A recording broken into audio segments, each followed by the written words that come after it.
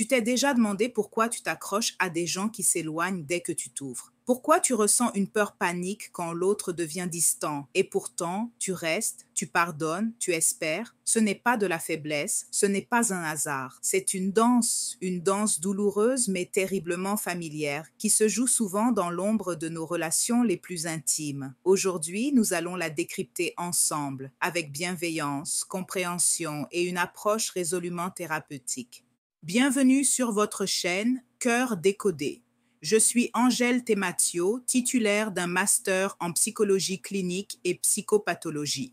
Notre thème d'aujourd'hui s'articulera autour de la compréhension profonde du couple anxieux évitant. Que tu sois un jeune adulte cherchant à construire des relations saines, un couple en quête de sens, un professionnel de la santé désireux d'affiner sa compréhension, ou simplement une personne anxieuse ou évitante cherchant des réponses, cette exploration est pour toi. Nous allons non seulement sensibiliser à ces dynamiques, mais aussi t'offrir des clés pour l'auto-analyse et le développement personnel afin de transformer tes schémas relationnels. Dans chaque couple, il y a parfois un chasseur d'amour et un fuyard émotionnel. Cette dynamique, souvent inconsciente, prend racine dans nos expériences d'enfance et façonne nos styles d'attachement.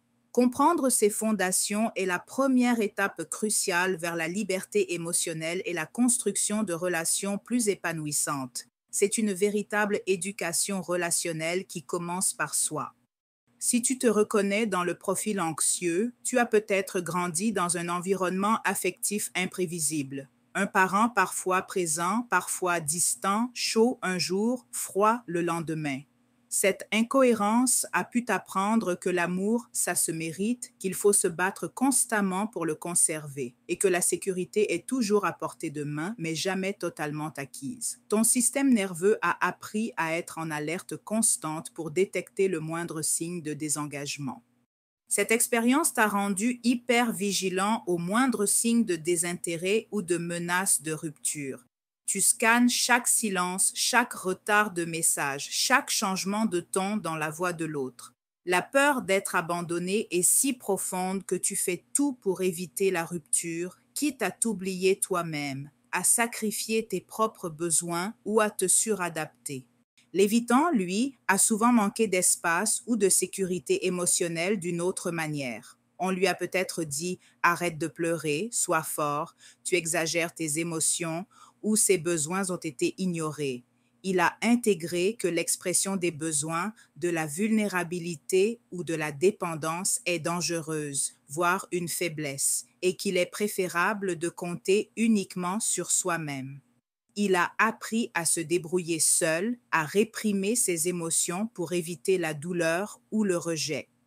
Pour lui, l'amour peut rimer avec étouffement, perte de soi ou intrusion. Il a appris à se protéger en érigeant des murs émotionnels dès que l'intimité devient trop intense ou qu'il perçoit une menace à son autonomie. Il s'éloigne quand ça devient trop proche, même s'il ressent de l'affection, car la distance est son mécanisme de défense privilégié. C'est une stratégie inconsciente pour préserver son indépendance et éviter la douleur d'une potentielle déception ou d'une fusion qu'il perçoit comme dangereuse.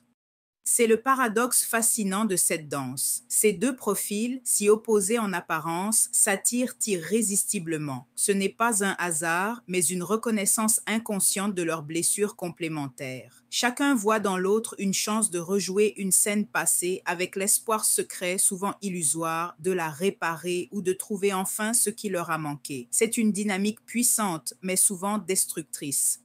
L'anxieux est attiré par l'évitant car il représente le défi ultime. Si j'arrive à obtenir l'amour et l'engagement de cette personne distante, alors je serai enfin digne d'amour et en sécurité.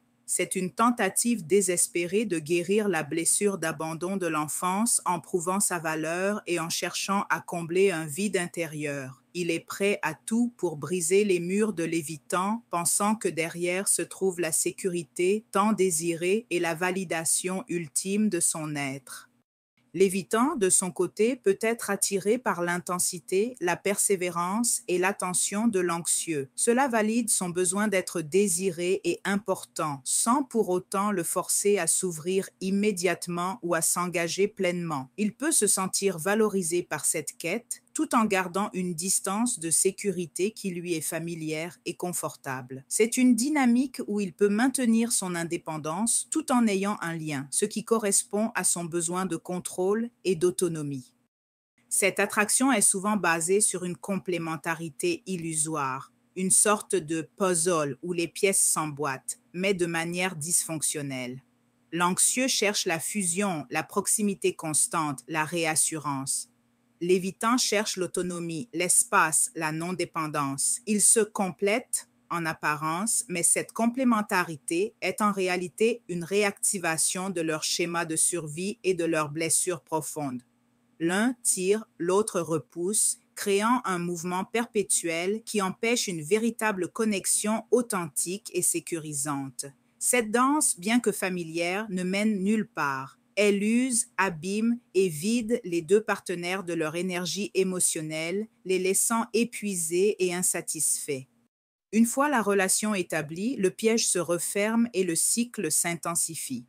L'anxieux, cherchant à combler son besoin de sécurité, demande plus de proximité, plus de réassurance, plus de preuves d'amour et d'engagement.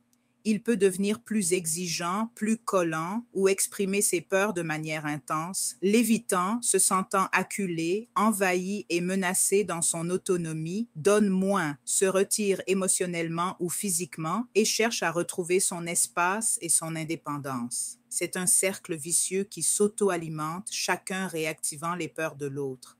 L'anxieux interprète le retrait de l'évitant comme un rejet personnel, ce qui active sa peur panique de l'abandon et de l'insécurité. Il redouble d'efforts pour se rapprocher, devenant parfois plus insistant, plus demandeur ou même en colère.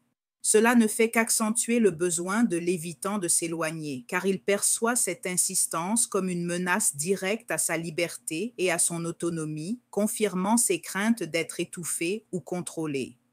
L'évitant, se sentant étouffé et incompris, peut devenir froid, distant, critique ou même disparaître temporairement, se réfugiant dans le travail, les loisirs ou d'autres relations.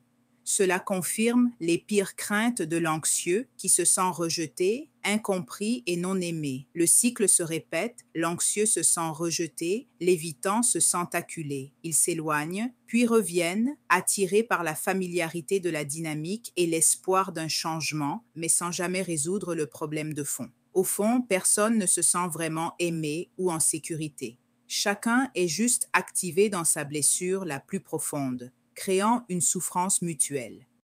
Il est crucial de comprendre que cette dynamique n'est pas le reflet d'un amour sain et épanouissant. Ce n'est pas une histoire romantique idéalisée, mais plutôt une alchimie du manque, une tentative désespérée de guérir une vieille plaie émotionnelle. C'est une quête de réparation sur un terrain instable et avec des outils inadaptés qui mène rarement à la satisfaction durable. C'est une forme de survie émotionnelle plutôt qu'une véritable connexion.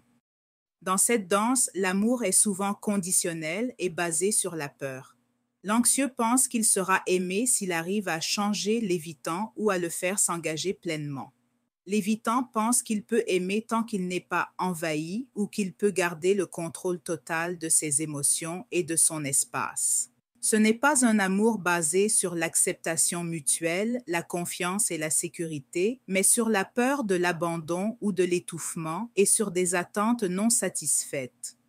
Tu mérites bien plus que cela. Tu mérites un amour qui ne te déclenche pas constamment, mais qui te rassure et t'apaise. Un amour qui te permet de te sentir en sécurité, d'être toi-même, avec tes vulnérabilités et tes forces, et de grandir. Pas une survie émotionnelle où tu marches sur des œufs, mais une vraie sécurité affective où la vulnérabilité est accueillie avec tendresse et la distance respectée, sans peur ni jugement. C'est le fondement d'une relation saine et épanouissante.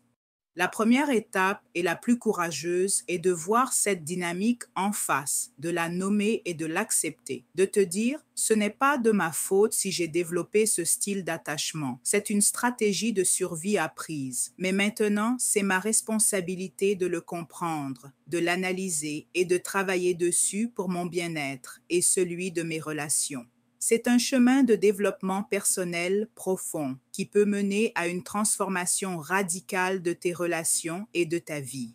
Si tu es anxieux, ton travail consiste à apprendre à te réguler seul, à devenir ta propre source de sécurité. Il s'agit de calmer ta peur sans dépendre de l'autre pour te rassurer, de développer une sécurité intérieure solide et inébranlable. Pratique l'autocompassion, reconnais tes peurs sans les juger et valide tes propres émotions. Apprends à identifier tes déclencheurs émotionnels et à utiliser des techniques de relaxation, de pleine conscience ou de respiration pour apaiser ton système nerveux. Il est essentiel de construire ton estime de toi indépendamment de la validation externe ou de la présence de l'autre. Comprends que la distance de l'autre n'est pas toujours un rejet personnel, mais souvent le reflet de ses propres mécanismes de défense et de ses peurs. Apprends à communiquer tes besoins de manière claire, calme et assertive, sans exigence ni reproche, et à respecter les limites de l'autre tout en posant les tiennes. La thérapie individuelle peut t'aider à explorer les racines de ton anxiété et à développer de nouvelles stratégies d'adaptation. Si tu es évitant, ton défi est d'apprendre à rester présent émotionnellement et à oser la vulnérabilité, même lorsque cela te semble inconfortable. Cela signifie reconnaître que l'intimité n'est pas synonyme de perte de soi ou d'étouffement, mais une opportunité de connexion profonde et authentique. Il est important de distinguer une véritable menace à ton autonomie d'une demande légitime de connexion et d'intimité. Communique tes besoins d'espace clairement et avec bienveillance, sans disparaître ou laisser l'autre dans l'incertitude. Comprends que le besoin de proximité de ton partenaire n'est pas une attaque ou une tentative de te contrôler, mais une quête de sécurité et d'amour. La thérapie individuelle peut être un espace sûr pour explorer ses peurs de l'intimité et apprendre de nouvelles façons d'interagir en développant des compétences relationnelles plus saines. Ce n'est pas facile, mais c'est possible. Pour les couples engagés dans cette dynamique, il est crucial de travailler ensemble, avec patience, compréhension mutuelle et un engagement sincère envers le changement. La thérapie de couple peut offrir un cadre sécurisant et neutre pour explorer ces schémas, améliorer la communication et apprendre de nouvelles façons de se connecter et de se soutenir mutuellement. Pour les jeunes adultes, comprendre ces dynamiques tôt peut prévenir des années de souffrance et les aider à construire des bases solides pour leurs futures relations. Pour tous, c'est un chemin vers des relations plus conscientes, plus épanouissantes et surtout plus saines, où chacun peut être authentique et se sentir en sécurité. Tu n'as plus besoin de mériter l'amour, tu as juste besoin d'apprendre à te choisir, à te comprendre profondément et à te donner la sécurité affective que tu as toujours cherchée. C'est le fondement de toute relation saine, qu'elle soit amoureuse, amicale ou familiale. Ce chemin de compréhension de soi et de développement personnel est un cadeau inestimable que tu te fais. Il te permettra de briser les chaînes des schémas répétitifs et de construire des relations basées sur la confiance, le respect mutuel, la vulnérabilité partagée et l'amour véritable. Si tu te sens prêt à continuer ce chemin de transformation et à investir dans ton bien-être relationnel, clique maintenant sur la prochaine vidéo. Nous allons explorer ensemble les outils concrets pour guérir ces blessures d'attachement et construire des relations épanouissantes étape par étape, parce que guérir, ce n'est pas oublier le passé, c'est choisir un présent plus doux, plus conscient et plus aimant. Rejoins-nous pour cette aventure vers une vie relationnelle plus sereine, plus authentique et profondément satisfaisante. Abonne-toi à Cœur décodé et active la cloche pour ne manquer aucune de nos prochaines vidéos sur le développement personnel et l'éducation relationnelle. Partage cette vidéo avec ceux qui pourraient en bénéficier et laisse un commentaire pour nous dire ce que tu en penses. Ton engagement est notre plus belle récompense.